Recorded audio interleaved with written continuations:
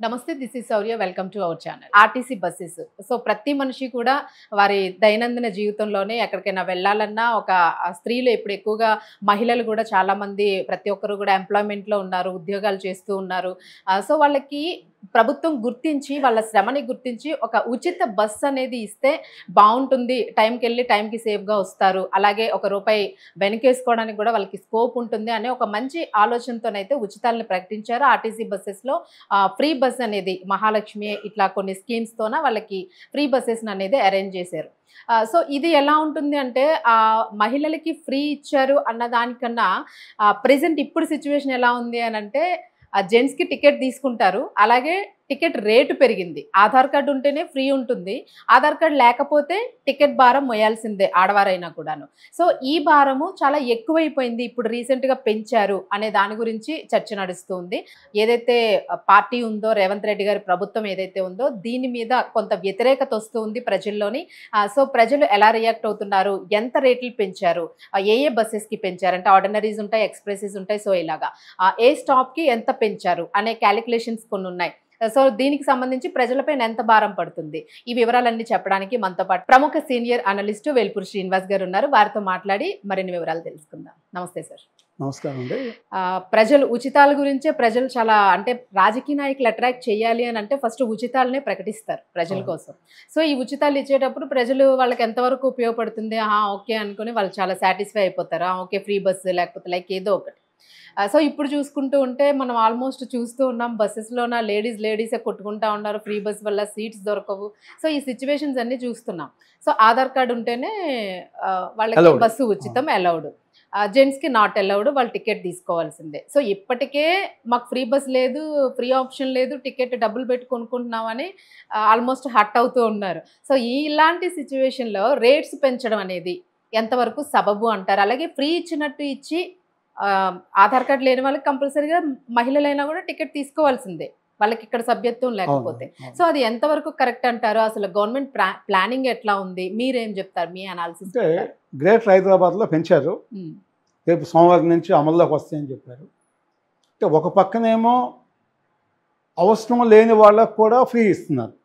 అంటే ₹1,00,000 శాలరీ ఉండి ఎంప్లాయీగా పనిచేసేటువంటి మహిళకు కూడా ఫ్రీనే. ఇదేమన్నా బిలో పావర్టీ లైన్ అని పెడితే దానికి ఒక సిస్టమ్ ఉండేది. అట్లా కాకుండా అవసరం లేకపోయినానేమో ఒక పక్కనేమో ఫ్రీ బస్ అంటున్నారు. మరలా సెకండ్ సైడ్ ఏమో మేము గ్రేటర్ హైదరాబాద్లో మేము రేట్లు పెంచుతున్నాము, 3 స్టాప్స్ దాటితే ₹5 అవుతాయి, అది 4 స్టాపులు దాటితే ₹10 అవుతాయి అని చెప్పేసి పెట్టారు. అది కూడా ఆర్డినరీ నుంచి అన్ని ఎక్స్ప్రెస్ బస్సెస్ అన్నిటికి కూడా పెంచారు అన్నమాట. అంటే ఇక్కడ ఏమవుతుందంటే మంత్లీ వచ్చేసరికి దగ్గరగా ఒక ₹2,000 ఎక్స్ట్రా అయ్యేటువంటి ప్రమాదం ఉంది. తర్వాత ఈ గ్రేటర్ హైదరాబాద్లోనే ఒక 28 లక్షల మంది నెలకి ప్రయాణికులు ప్రయాణం చేస్తున్నారు. దాంట్లో 18 మంది మహిళలు ఉంటారు. అయితే ఇక్కడ మహిళలందరికీ కూడా లోకల్ అంటే తెలంగాణకు సంబంధించినటువంటి ఆధార్ కార్డు ఉంటేనే అది ఎలిజిబిలిటీ వస్తుంది. పక్క రాష్ట్రాల వాళ్ళు వచ్చి ఇక్కడ ఒకవేళ సపోజ్ ఎంప్లాయీస్ ఉన్నా కూడా వాళ్ళకి ఎలిజిబిలిటీ రాదన్నమాట. ముఖ్యంగా మీకు పురుషుల విషయం చూసుకుంటే జెంట్స్ విషయం డెఫినెట్గా ఇప్పటికే భారం ఉంది, ఛార్జీలు అనేది చెప్పుకుంటున్నాం. మరి అలాంటి పరిస్థితుల్లో ఇంకా మీరు ఆర్డినరీస్ కూడా ఏదో సూపర్ డెలక్సో ఏదో పెంచారంటే ఒకటి అనుకోవచ్చు. అట్లా కాకుండా ఆర్డినరీస్ అన్ని బస్సులు పెంచడం అనేది నిజంగా కూడా చాలా భారమైనటువంటి విషయం. నేను ప్రభుత్వం ఎలాంటి విషయాల్లో పునరాలోచించాలి. ఇక్కడ ఎన్నికల కోసమని మనం హామీలు ఇవ్వటం కాదు, మీరు ఎన్నికలకి అనేక హామీలు ఇస్తున్నారు. ఈ మధ్యన సుప్రీంకోర్టు కూడా చెప్పింది. సుప్రీంకోర్టు కూడా ఏముందంటే రాజకీయ పార్టీలు అవసరం లేకపోయినా కేవలం ఓట్ల కోసం ఎలాంటి హామీలు ఇస్తున్నారు, ఉచిత హామీలు. దీనివల్ల ఆర్థిక వ్యవస్థ ఏదైతే ఉండిద్దో దెబ్బతింటుంది, చాలా ప్రమాదం, దేశానికి ప్రమాదం అని చెప్పేసి చెప్పడం కూడా జరిగిందన్నమాట. మరి ఆ పరిస్థితులు అన్ని రాజకీయ పార్టీలు కూడా ఆలోచించాలి. ఇప్పుడు ఉచిత వైద్యం ఇవ్వచ్చు, ఉచిత విద్య ఇవ్వచ్చు, ఎందుకంటే విద్య ఉంటేనే మనం ఏదైనా చేయవచ్చు. కాబట్టి ఉచిత విద్య ఉంది, ఉచిత వైద్యం ఉంది. ఇంకా మీరు పెట్టేటువంటి అనేక స్కీమ్స్ అవసరం లేని స్కీమ్స్ వల్ల ఏమవుతుందంటే రాష్ట్ర అభివృద్ధికి భారం అవుతుంది. మరి మీరే ఒక పక్కనే ఉచితం అంటున్నారు, ఒక పక్కనేమో మేము మెయింటెనెన్స్కి వీటన్నిటికి కావాలంటే మేము ఛార్జీలు పెంచాలంటున్నారు.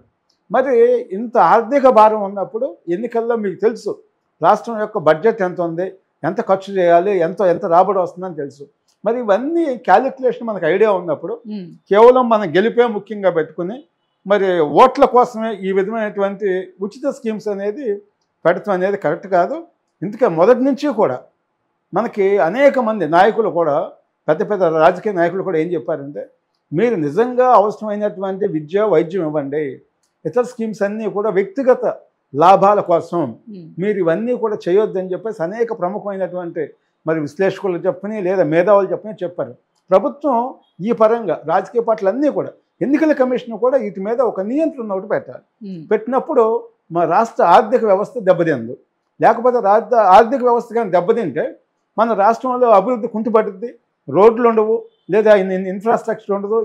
ఏ రంగం చూసుకున్నా కూడా స్కూల్ బిల్డింగ్స్ కట్టాలన్నా లేదా ఇంకొకటి కావాలన్నా హాస్పిటల్స్ కట్టాలన్నా కూడా మనకు అవకాశం ఉండదు. ఒక పక్కనేమో మేము అనేక సంక్షేమ కార్యక్రమాలు చేస్తున్నాం అన్నారు, ఇంకొక పక్కనేమో మేము జీతాలు కూడా ఇవ్వలేని పరిస్థితులు ఉన్నామని చెప్పేసి ముఖ్యమంత్రి గారే స్వయంగా స్టేట్మెంట్లు కూడా ఇవ్వడం జరిగింది. అందువల్ల మేధావులతో ఆలోచించండి, ఆర్థికవేత్తలు ఎవరైతే ఉన్నారో వాళ్ళందరితో డిస్కస్ చేయండి, ప్రజల సంక్షేమం కోసం చేయండి. కేవలం మన రాజకీయ పార్టీ మన ప్రభుత్వానికి అడ్వాంటేజ్ వచ్చిందని చెప్పేసి ఇలాంటివి ఏమన్నా చేస్తే మనం ఇప్పుడు ఈ పెంచినటువంటి రేట్లు దాన్ని బట్టి వాళ్ళు ఇబ్బంది పడాల్సిన పరిస్థితి వస్తుంది. ఉచితాన్ని అవసరం లేని వాళ్ళు కూడా ఉపయోగించుకుంటున్నారు. ఇక్కడేమో 100% మీరు రేట్లు పెంచినాక మరి వాడు నెలకు 8,000 9,000 లేదా 10,000 రూపాయలు వచ్చేవాడికి కూడా నెలకు 2,000 రూపాయలు, ఒక ఇంట్లో ఒక వ్యక్తి 2,000 రూపాయలు పెట్టాలంటే ఇద్దరు ఉంటే 4,000 రూపాయలు పెట్టాల్సి వస్తుంది. అంటే చాలా భారం అవుతుంది. డెఫినెట్గా దీని మీద పునరాలోచన చేయాలి. మరి ఎలాంటి టికెట్లు పెంచడం వల్ల అతి సామాన్యమైన వ్యక్తుల మీదే ఈ భారం పడుతుంది. కారులో వెళ్ళే వాళ్ళకి ఎదురుకి ఇబ్బంది లేదు, కోటేశ్వర్లకి. మరి కామన్ మ్యాన్కి ఇబ్బంది కాబట్టి ప్రభుత్వం రేవంత్ రెడ్డి గారు దీని మీద పునరాలోచన చేసి ఏదైతే ఛార్జీలు పెంచామంటున్నారో ఆర్టీసీ ఛార్జీలు వాటిని రద్దు చేస్తే బాగుంటుంది. సో ప్రజల అభిప్రాయం కూడా మేబీ ఇదే ఉంటుంది, ఆటోమేటిక్ గా ఆబ్వియస్లీ తగ్గిస్తే బాగుండు అనే ఉంటుంది. సో ఎలాగూ ఇప్పుడు మహిళలకి ఫ్రీ బస్ ఇచ్చిన తర్వాత మీరు చూసే ఉంటారు, పర్టికులర్గా ఆఫీస్ టైమింగ్స్లో అయితే ఎవరు కూడా జర్నీ చేసే పరిస్థితి లేదు, ప్రయాణం చేసే పరిస్థితి లేదు. చాలా ఓవర్ఫ్లో అవుతుంది, మరి ఇబ్బంది అవుతుంది. అంటే నిజంగా ఎంప్లాయీస్ చేసేటువంటి వాళ్ళు ఉదయం నుంచి సాయం దాకా ఆఫీస్లో కష్టపడతారు. మరి తర్వాత వాళ్ళు బస్కి వచ్చేసరికి ఇంటికి వెళ్ళలేని పరిస్థితులు అవుతుంది. ఒక్కోసారి 10 కూడా అవుతుంది. అంటే దగ్గరగా 3 hours 4 hours ఎప్పుడైతే బాగా ఓవర్ ట్రాఫిక్ ఉండిద్దో ఆ రష్లో బస్సులు ఎక్కడం కూడా వీలు లేని పరిస్థితులు మనం చూస్తున్నాం. ఒకవేళ ఎక్కితే వాళ్ళకు ఉన్న పర్స్ కానీ ఏమన్నా మనీ కానీ గోల్డ్ కానీ ఏదున్నా చేతిలో ఏదున్నా పర్సులో ఏదున్నా మళ్ళీ దిగిన తర్వాత అవి ఉంటాయని నమ్మకం లేదు. అందువల్ల ఎక్కువ బస్సులు పెంచాలి. ఇలాంటి స్కీమ్స్ పెట్టినప్పుడు మనం ఇవన్నీ కూడా ఆలోచించకుండా, ఇవన్నీ బేరీజ్ వేసుకోకుండా, వీటన్నిటి మీద డిస్కషన్ చేయకుండా ఏదో మనం హామీ ఇచ్చేసాము మనం అమలు చేస్తున్నామని చెప్తే డెఫినెట్గా ప్రతి ఒక్కరికి కూడా ఇబ్బంది అయింది. ఏదో కొంతమందికి రావాల్సినటువంటి బెనిఫిట్ కోసం మీరు అందరికీ మేము ఇచ్చేసామని చెప్పేసి ఒక పబ్లిసిటీ కోసం చేయటం వల్ల ఏమవుతుందంటే ఈ విధమైనటువంటి ఇబ్బంది అవుతుంది. నిజంగా అవసరం కోసం వెళ్ళాల్సిన వ్యక్తులు వాళ్ళు ఎవరైనా ఒక హాస్పిటల్కి వెళ్ళాలంటే ఒక 20 కిలోమీటర్లో, అదే ఆటోలో వెళ్ళాలంటే వాడు 1000 రూపాయలు తీసుకుంటాడు ఆటోలో. మరి బస్సులో వెళ్ళాలంటే అవకాశం లేని పరిస్థితులు మీరు కల్పించారు. మరి ఇంక ఎట్లా ఏ విధంగా జర్నీ చేస్తారు? ఇవన్నీ కూడా ప్రభుత్వం ఆలోచించాలి. ప్రభుత్వం ఈ విధంగా ఆలోచించినప్పుడు ఈ స్కీమ్స్ పెట్టేటప్పుడు కూడా వాళ్ళు ఒక నియంత్రణ చేస్తారు. రాష్ట్రం మొత్తం మీరు ఎటన్నా పోవచ్చు అంటున్నారు.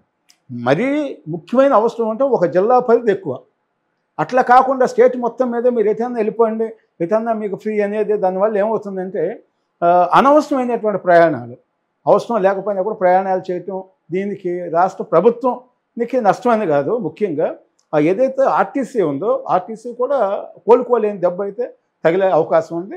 మరి అలాంటి దెబ్బ తగలబట్టే వాళ్ళు రేట్లు పెంచుతున్నామని చెప్తున్నారు. సో మీరు అన్నట్టుగా సార్, అంటే ఒకప్పుడు చూసుకుంటే మనకి పాత కాలం నుంచి కూడా ఇప్పటి వరకు మనం ఏం క్యాలిక్యులేట్ చేసినా కూడాను, సో ఆటో ఫెసిలిటీస్ ఇప్పుడు వచ్చినట్టుగా కొన్ని ప్రైవేట్ సంస్థలు ఉన్నాయి, ట్రావెల్స్ మనం బుక్ చేసుకోగానే ఆటో వస్తుంది, కార్ వస్తుంది, క్యాబ్స్ వస్తూ ఉంటాయి, వేల రూపాయలు అవుతాయి. ఈ ఫెసిలిటీస్ మనకి పాత కాలంలో అంటే కొంత లాస్ట్ గత మనకి 3-4 సంవత్సరాల వరకు లేవు. సో ఇప్పుడు ఈ ప్రైవేట్ పరంగా ఇవన్నీ కూడా పెరిగినాయి. అంటే ఆటోస్ కూడా మంచి డిమాండ్ పెరిగింది. ఎందుకు అని అంటే గతంలో బస్సెస్ లోనే ప్రయాణించేవాళ్ళు ప్రతి ఒక్కరు, తక్కువ దూరం అయినా ఎక్కువ దూరమైనా కూడా ఐదర్ సైకిల్, బైక్ లేదంటే బస్సే మనకు ఆప్షన్ ఉండేది. మధ్య తరగతి 4-5 కిలోమీటర్ల వరకు ఎట్లా జర్నీ చేసినా సరిపోతుంది. మీకు ఒక 15 కిలోమీటర్లు, 20 కిలోమీటర్లు, ఒక 30 కిలోమీటర్స్ వాళ్ళ హాస్పిటల్స్కి ఇంకో చోటకి వెళ్ళాలంటే వాళ్ళు ఆటోలోనో లేదా కారులో వెళ్ళే పరిస్థితి లేదు. వెళ్తే 4,000 5,000 రూపాయలు ఛార్జ్ చేస్తారు. అందువల్ల డెఫినెట్గా బస్సు అనేది కామన్ మ్యాన్కి 100% అందుబాటులో ఉండాలి. దాన్ని అందుబాటులో లేకుండా ప్రభుత్వమే చేసింది. వాళ్ళు చేయటం వల్ల ఏమవుతుంది, వాళ్ళ మరి నిజంగా మరి వృద్ధులని చెప్పండి, చిన్నపిల్లలని చెప్పండి, వాళ్ళు జర్నీ చేయాలంటే కష్టం. అసలు బస్సు ఎక్కే పరిస్థితి లేదు అసలు. మరి అలాంటి పరిస్థితి ప్రభుత్వాలు కల్పించడం అనేది సరైనటువంటి విధానం కాదు. అందువల్ల ఉచితాలు అనవసరంగా ఇచ్చి మీరు సోమరిపోతులు చేస్తున్నారని చెప్పొచ్చు. ఒక్క బస్సు అనే పథకం నేను చెప్పట్లేదు, ఫ్రీ బస్సు అని చెప్పట్లేదు. అనేక పథకాలలో మీకు 5 లక్షలు ఇస్తాము లేదా 10 లక్షలు ఇస్తామని చెప్పేసి ఇష్టారాజ్యంగా పాలకులకి ఎవరు ఇష్టమైతే వాళ్ళకి ₹1,00,00,000 ప్రకటిస్తున్నారు. అంటే 5 లక్షలు ఇవ్వాల్సిన వాళ్ళకి కూడా ₹1,00,00,000 ప్రకటిస్తున్నారు. నిజంగా ₹1,00,00,000 ఇవ్వాల్సిన వాడికి 5 లక్షలు ఇస్తున్నారు. అంటే ఇది ఒక సిస్టమేటిక్గా ఉండాలి. ఏ వ్యక్తులకి ఏ స్థాయి వాళ్ళకి ఏ విధంగా మనం పరిహారం ఇవ్వాలి లేదా వాళ్ళకి ప్రోత్సాహం ఇవ్వాలి. క్రీడాకారులకు కూడా ప్రోత్సాహం ఇవ్వాలి. కొంతమందికి ఇస్తున్నాము, మనం కొంతమందికి ఇవ్వట్లేదు. అంటే రాజకీయంగా వాళ్ళకి రికమెండేషన్ ఏదైతే లేనప్పుడు ఎవరు పట్టించుకోవట్లేదు. రికమెండేషన్ ఉండి మంత్రి గారికి బాగా క్లోజ్గా తీసుకెళ్తానేమో వెంటనే ₹1,00,00,000 ఇచ్చేస్తున్నాం అంటున్నారు. అంటే ఈ వైఖరి కాకుండా ఇచ్చేటప్పుడు ఒక కన్స్ట్రక్టివ్గా ఒక పర్మనెంట్ రూల్స్ అనేది ఉంటే అది అందరికీ న్యాయం జరుగుతుంది. సో మీరు అన్నది ఎగ్జాక్ట్లీ కరెక్ట్ సార్. ఎందుకంటే ఇప్పుడు చాలా రూట్స్ ఉంటాయి మనకి బస్సెస్ వెళ్ళేటప్పుడు. బస్సెస్ని పెంచితే, ఎందుకంటే ఇప్పుడు ఇందాక పాయింట్ ఏంటంటే మనకి ఈ private travels scooters, autos, cars, cabs ఇవి ఏవైతే ఉన్నాయో ఇది పెరిగింది కాబట్టి సో గతంలో ఉన్న బస్సెస్ సంఖ్య అంతే ఉంటుంది కామన్ గా. సో యూసేజ్ కూడా తక్కువే ఉంటుంది. అందరూ వీటిల్లో వెళ్ళిపోతున్నారు కాబట్టి ఓన్లీ సామాన్యుడు మధ్యతరగతోడు కంపల్సరీగా బస్సు ఎక్కాల్సిందే. 1 కిలోమీటర్ కూడా ఆటోలో ₹100 అడుగుతారు. తెలిస్తే ₹60 ₹70 అడుగుతారు. తెలిస్తే 90% తెలియదు. సిటీ అంటే బయట నుంచి వస్తారు. వచ్చిన వాడికి ఏం చేస్తున్నారు, వీళ్ళు ఎక్కడో ఉంటుందని చెప్పేసి అందరూ కూడా ఓలా బుక్ చేసుకుంటామో టెక్నాలజీ ఉండదు. ఉండగా నేను పంజాబ్ కొట్టుకోలేదు అమీర్పేటకి వెళ్ళాలంటే ₹100 అంటున్నారు. సరే ఒక ₹10 తగ్గించిందంటే 90. అది అయ్యేదేమో ₹30. ₹30 అయ్యేది ₹100 చెప్తున్నారు. అందువల్ల ఏంటంటే ఎప్పుడైతే ఈ బస్సులు చూస్తారు, ఒక అర్ధగంట చూస్తారు, అసలు మన బస్సు ఎక్కే పరిస్థితి లేదు, ఇంకో 1.5-2 గంటలు పట్టింది అనుకున్నప్పుడు ఆటోమేటిక్ ఆల్టర్నేషన్ యాక్టివిటీకి వెళ్ళాల్సి వస్తుంది. వెళ్ళినప్పుడు మహిళలకు కూడా ఆటోలో ప్రయాణం చేసేటప్పుడు కూడా వాళ్ళకి సెక్యూరిటీ ఉండట్లేదు. అది ఒకటి చాలా ప్రమాదకరమైన ఇష్యూ. ఎందుకంటే ఆటోలో ఒక 4 కలిపి జర్నీ చేస్తున్నారు. వాళ్ళు ఎట్లా వెళ్ళొచ్చు, అనేక ఇన్సిడెంట్లు చూసాం మనం. అంటే అన్నోన్ పర్సన్స్ ఉంటారు. ఆ పర్సన్స్ ఎవరు అనేది కూడా తెలియదు అన్నమాట. మరి మనం శివార్లలో చూస్తే సిటీకి అనేక ఇన్సిడెంట్లు కూడా జరిగినాయి. ఆటోలో 4 లేడీస్ని తీసుకెళ్ళి ఎక్కడికో తీసుకెళ్తాం, దాంట్లో 2 లేడీస్ ఆటో డ్రైవర్కి సంబంధించినటువంటి వాళ్ళు కూడా ఉన్న సందర్భాలు కూడా మనం చూస్తున్నాం మీడియాలో. అందువల్ల ఇవన్నీ కూడా ఉన్నాయి కాబట్టి మహిళల రక్షణ కోసం ప్రభుత్వం కూడా గట్టిన చర్యలు తీసుకోవాలి. చేసేటప్పుడు వాళ్ళకి ఏమన్నా ఉపయోగపడాయి అంటే వాళ్ళకి ఏమన్నా చేతి వృత్తులకు సంబంధించిన ఒక కార్పొరేషన్ ఇలా పెట్టి వాళ్ళకి టైలరింగ్ అనండి, ఆటో డ్రైవర్ అని చెప్పండి, ఏమైనా చేయండి మీరు. ప్రభుత్వం ఆ విధంగా చేయాలి కానీ కేవలం మీకు ఫ్రీ ఇస్తున్నాం అని చెప్పేసి వాళ్ళల్లో ఉన్నటువంటి నైపుణ్యాన్ని కూడా మనం దాన్ని డైవర్ట్ చేయకూడదు. సో అదే సార్, అంటే మీరు అన్నట్టుగాను ఎగ్జాక్ట్గా బస్సులు పెంచితే, సంఖ్యని పెంచినట్టయితే కంపల్సరీగా ఈ కొట్లాటలు జరగడం కానీ లేదంటే ఇలాంటివి తగ్గే ఛాన్స్ ఉంటుంది. బట్ ఆల్రెడీ అదనపు ఛార్జెస్ వేసిన తర్వాత ఇప్పుడు బస్సెస్ పెంచుతారా పెంచరా అన్నది ఇప్పుడు పెద్ద బిగ్ క్వశ్చన్ లాగా ఇప్పుడు అందరికీ ఉంటుంది. సో ఈ నేపథ్యంలో మనం చూసుకుంటే కంపల్సరీగా ప్రభుత్వానికి ఏదైతే గెలవడానికి ఒక అంశం ఇది కూడా తోడైందో, సో ఇది ఇప్పుడు రివర్స్ స్ట్రాటజీ అయ్యే ఛాన్సెస్ మనకి ఎక్కువగా కనిపిస్తుంది. డెఫినెట్గా ఉంటుంది. ఎందుకంటే ఎప్పుడైతే ఒకసారి మీకు ఫ్రీగా ఇస్తున్నాం అని చెప్పేసి ఆ తర్వాత ఇవ్వట్లేదని చెప్పే పరిస్థితి వస్తే డెఫినెట్ నెగటివ్ అయింది. అదొక యాంగిల్. రెండో యాంగిల్, మీరు ఎప్పుడైతే బస్ ఛార్జీలు పెంచారో, ఎవరైతే ఈ బస్ ఛార్జెస్ మీద డైలీ పోయి వాళ్ళు బేస్ అయ్యే వాళ్ళు ఉంటారో వాళ్ళందరూ కూడా ప్రభుత్వానికి వ్యతిరేకత అవుతారు. అదే మేము కష్టపడి మేము జాబ్ చేస్తుంటే మాకేం 2,000 పెంచారు, వాళ్ళకేం అవసరం లేకపోయినా కూడా వాళ్ళకి ఫ్రీగా ఇస్తున్నారు. ప్రభుత్వం ఈ విధమైన వైఖరి ఏంటి కరెక్ట్ కాదు, తప్పులు చేస్తుంది. వాళ్ళ స్వార్థం కోసం, వాళ్ళ రాజకీయ మనుగడ కోసం, వాళ్ళ స్వప్రయోజనాల కోసం, పార్టీ అభివృద్ధి కోసం ఇట్లా రకరకాలైనటువంటి ఆలోచనలు చేస్తారు కామన్ మ్యాన్. ఎందుకంటే ₹2,000 అంటే కామన్ మ్యాన్కి చాలా ఎక్కువ అనమాట. అందువల్ల కామన్ మ్యాన్కి మీరు అందుబాటులో బస్సులు ఉంచాలి కానీ మీరు కూడా ప్రైవేటు కంపెనీస్ లాగా దసరాకి మనం చూస్తున్నాం, మామూలుగా 500 ఉంటే దసరాకి ₹1,000 1,500 ఉంటుంది. అంటే ఆ విధంగా ఆర్టీసీ కూడా చేయకూడదు. ప్రభుత్వము గెలవడానికి ఓకే అదొక పథకం ప్రకటించినప్పటికీ కూడా సో అది అందరికీ సామాన్యుడికి చాలా అవసరమైంది కాబట్టి బస్సెస్ని కొంచెం పెంచి అలాగే ఏవైతే రేట్లు తగ్గించాలనుకున్నారో దాన్ని కొంచెం కుదించుకుని యావరేజ్ ఏదేమైనా బిలో పావర్టీ వాళ్ళకు ఉన్నారు. ఉంటే బాగుంటుంది. 10 కోట్ల రూపాయలు ఉన్నవాడు కూడా ఫ్రీగా వెళ్తున్నారు, వాళ్ళకి అవసరం లేదు కదా. అవును. మీరు ఏ బేస్ మీద ఇస్తున్నారు మీరు? ఎందుకు ఇప్పుడు 10 కోట్ల రూపాయల్లో కెపాసిటీ ఉన్నప్పుడు మీరు బస్ ఫ్రీ ఎందుకు ఇవ్వాలి? మీరు యూజ్ చేసుకుంటున్నారు, అంటే నువ్వు అవకాశం ఇచ్చావు కాబట్టి వాళ్ళు యూజ్ చేసుకుంటున్నారు. మనం వాళ్ళని తప్పనలేం. అంటే నువ్వు పెట్టేటప్పుడే మేము బిలో పావర్టీ ఎవరైతే పేదవాళ్ళు ఉన్నారో పేదవారి వరకు ఇస్తున్నాము, ఒక జిల్లా హెడ్ క్వార్టర్ వరకు, ఒక డిస్ట్రిక్ట్ లిమిట్స్ వారి వరకు అని మీరు చెప్పారనుకోండి, వాళ్ళు ఏమి ఇబ్బంది పడరు. మీరు అందరికి ఫ్రీ అయిన తర్వాత మీరు చేయనప్పుడు ఆటోమేటిక్గా మళ్ళీ నెగిటివ్ వస్తుంది అన్నమాట.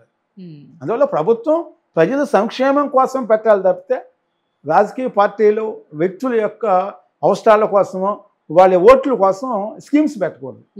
అన్ని కోర్టులు కూడా చెప్పినాయి, వాటిని ఇంప్లిమెంట్ చేయాలి. ఎలక్షన్ కమిషన్ కూడా డెఫినెట్గా రాబోయే ఎన్నికలైనా కూడా ఇవన్నీ కూడా ఇంప్లిమెంట్ చేయాలి. అప్పుడే దేశం కానీ రాష్ట్రం కానీ ముందుకెళ్తుంది. సో రైట్ సార్, చాలా చక్కటి విశ్లేషణ అందించారు బస్సెస్ కి సంబంధించి. అలాగే ఇది సొసైటీకి చాలా ఇంపార్టెంట్ ఇష్యూ, చాలా ఇంపార్టెంట్. సో దీని మీద ప్రభుత్వం కొంచెం ఆలోచించి యాక్షన్ తీసుకుని ఆ రేట్స్ అనేవి తగ్గించడం లేదా బస్సెస్ని పెంచడం కానీ లేదా దాన్ని అసలు రద్దు చేయడం కానీ చేస్తే నిజంగానే వాళ్ళు ఇచ్చిన పథకానికి ఒక విలువ ఉంటుందని మనం గుర్తించవచ్చు. Thank you sir, thank you so much.